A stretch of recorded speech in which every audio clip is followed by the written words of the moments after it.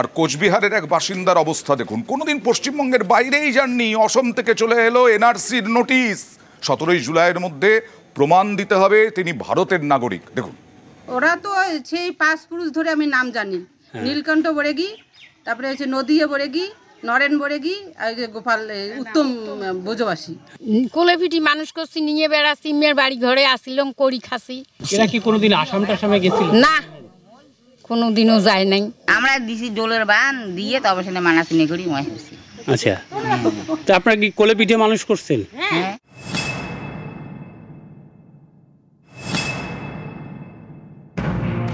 কখনো অসমে যাননি, অসম তো দূরের কথা, পশ্চিমবঙ্গের বাইরেও পা রাখেননি, সেই ব্যক্তির বিরুদ্ধেই অবৈধভাবে বাংলাদেশ থেকে ভারতে অসমে ঢোকার অভিযোগ। যে অভিযোগে দিনহাটার বাসিন্দা উত্তম কুমার ব্রজবাসীকে এনআরসির নোটিশ পাঠিয়েছে বিজেপি শাসিত অসম সরকার, যা শুনে হতবাক দিনহাটার সীমান্ত লাগোয়া গ্রাম সাদিয়ালের কুঠির বাসিন্দারা। বিয়ে হয়েছে 2 বছর, সেই বছর ওর জন্ম হয়েছে। আচ্ছা, তারপরে তখন তো মানুষই হয়। এইখানে ওদের তো কোনোখানে বাড়ি ঘর নাই, এইখানে ওদের সব ঠাকুর বাবা আমবল থেকে আমি চিনি। আমরা দিছি ডোলের বান দিয়ে, তবে সেটা মানাসিনে করি মই হয়েছি। আচ্ছা, তো আপনারা কি কোলেপিঠে মানুষ করছেন? এর বাবা দাদুরা কোনোদিন কি আসামে গেছিল আর কি? না। এই গ্রামে উত্তম কুমার ব্রজবাসী আত্মীয়রাও থাকেন, তারাও তো আকাশ থেকে পড়ছেন।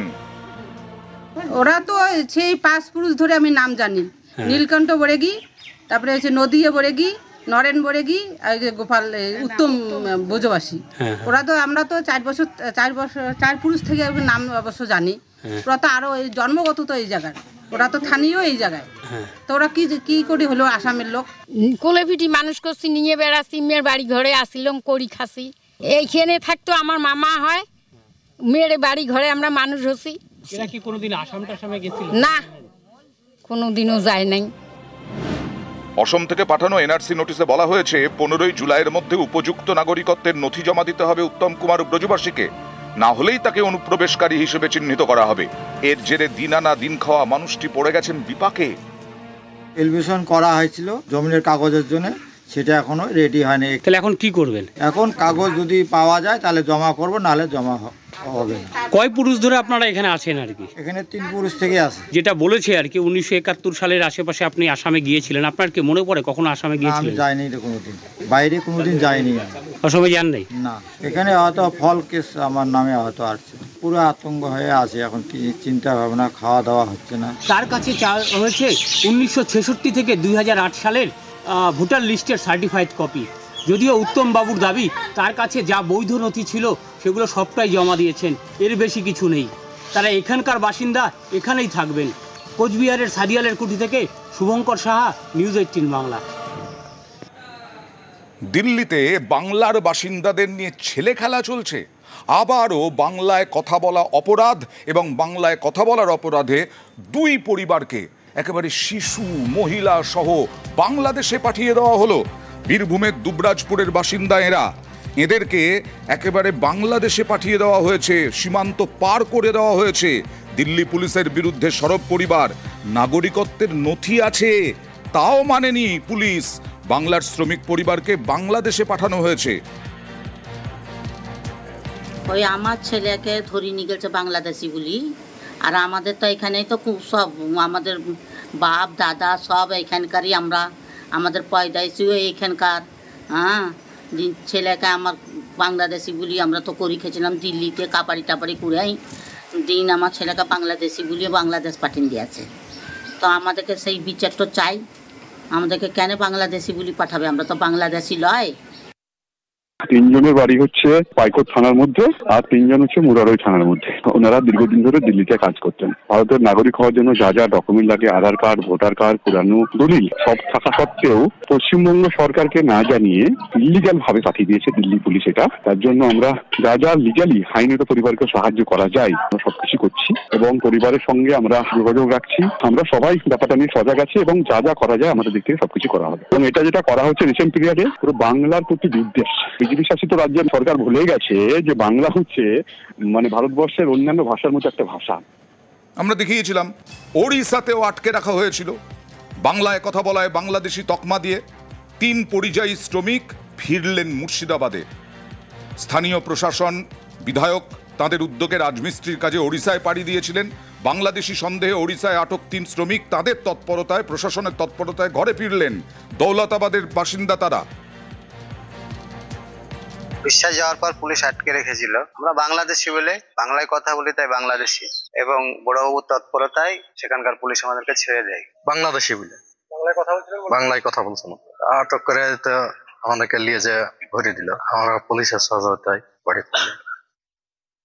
দৌলতাবাদ থানার অন্তর্গত 3 জন পরিযায়ী শ্রমিক ওড়িশায় জীবিকার সন্ধানে কর্মরত অবস্থায় ওখানকার প্রশাসনের হাতে আটক হন। সম্পূর্ণ আইনি প্রক্রিয়া অনুসরণ করে আমরা ওখান থেকে ওই 3 জন পরিযায়ী শ্রমিককে মুক্ত করি এবং নিরাপদভাবে ওনাদের বাড়িতে ফিরিয়ে আনতে পারি। এদের বাংলাদেশি সন্দেহ আটক করেছিল, কিন্তু আমরা খবর নিয়ে জানতে পেরেছি দৌলতাবাদ এলাকারই স্থানীয় বাসিন্দা, ওখানে বাংলায় কথা বলছিল দেখে হয়তো ওনারা বাংলাদেশি সন্দেহে আটক করেছিলেন। 11 দিন পর দিনহাটার 7 বাসিন্দা ফিরলেন ঘরে। এরাই বাংলা বললেই বাংলাদেশি তকমায় আটকে রাখা হয়েছিল তাদেরকে। বাংলাদেশি সন্দেহে দিল্লিতেই আটকে রাখা হয়েছিল। বলছিলাম না, দিল্লিতে বাংলা বললেই বাংলার বাসিন্দাদের নিয়ে ছেলে খেলা চলছে।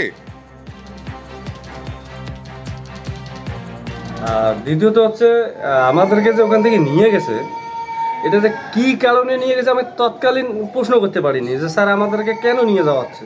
আমাদেরকে না বুঝাইছে না আর কিছু, এতটুকুই বলছে যে ঠিক আছে আপনারা চলেন, ভেরিফাই করে ছেড়ে দেওয়া হবে। আর যে 7 দিন আমরা ওখানে ছিলাম খুবই আতঙ্ক ছিলাম। বিশেষত এরা ভালো করছিল আমাদের জন্য, আমাদের মঙ্গল করছিল। এদেরকে আমরা স্বাগতম জানাই, ধন্যবাদ জানাই। পুলিশ হেনস্থা করে তাহলে তো ভয় হবেই, কিন্তু আমরা ওই ভয় নিয়ে বাড়াবো না। আমার ফ্যামিলি চালাতে হবে, আমরা ভারতের নাগরিক। হলদিয়া শিল্পাঞ্চল, সেই শিল্পাঞ্চলের বিভিন্ন রাস্তা দুর্গন্ধে ভরা। কারণ ছবি দেখলেই বুঝতে পারবেন কি করুণ অবস্থা। পুরসভা নেই, প্রশাসক আছেন, কিন্তু তাও কোনো কাজ হয় না।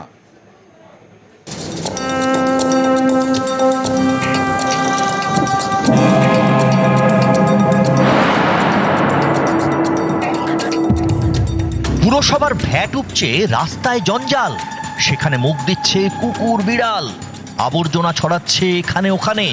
হলদিয়ায় জঞ্জাল যন্ত্রণা। হলদিয়ায় 29টি ওয়ার্ড, একাধিক ওয়ার্ডেই রাস্তার ধারে জঞ্জালের স্তূপ। হলদিয়া পেট্রোকেমিক্যাল লিংক রোড, রানীচক থেকে এক্সাইড মোড়, রানীচক থেকে সিটি সেন্টার, এরকম গুরুত্বপূর্ণ সব রাস্তার ধারে আবর্জনা জমে, দুর্গন্ধে টেকা দেয়। কিন্তু হলদিয়ার মতো শিল্প শহরের কেন এই হাল? অভিযোগ, জঞ্জাল ফেলার জন্য পুরসভার ভ্যাট থাকলেও তা নিয়মিত পরিষ্কার হয় না। ভ্যাট উপচে রাস্তায় আবর্জনা ছড়াচ্ছে, আবর্জনা থেকে ছড়াচ্ছে দূষণ। গন্ধ হচ্ছে ক্যামেরা পড়ে থাকার জন্য। 10টা বেজে গেছে, এখন অব্দি আসেনি, 12টা-1টাতে আসে। তত সময় সমস্ত নোংরা চারদিকে ছড়াছড়ি হচ্ছে। এটা কি অসুবিধা হয় আপনাদের? গন্ধ আছে, কুকুর ছড়াচ্ছে, মানুষ এদিকে ফেলে দিয়ে চলে যাচ্ছে চারদিকে। পৌরসভা ওই আসে, দেরি করে আসে। আমরা টাইম টু টাইম মনিটরিং করি, হয়তো কোনো কারণে ডিলে হয়েছে, আমি খোঁজ নিচ্ছি এজেন্সির কাছ থেকে। এটা হওয়ার কথা না, যদি হয়ে থাকে আনফর্চুনেট এটা, কারণ আমরা টাইমলি ওদেরকে ডিসপোজ করাই এগুলোকে, এজেন্সি কাজও করে। নিউজ 18 বাংলা।